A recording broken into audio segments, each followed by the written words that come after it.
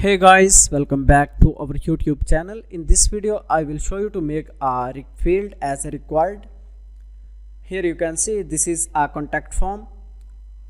So how you can make these fields as a required field?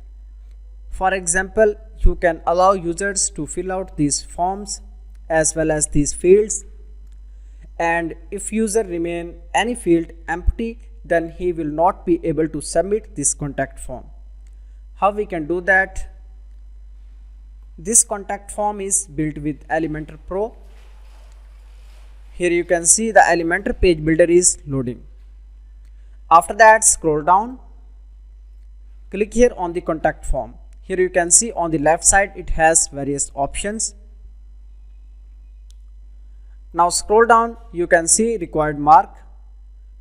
So it has added required field. After that, click here, you can see you can also have this option here, required. Click here and you can do the same thing for other options. For example, message area, here you can see on the below it has required options. Just click on update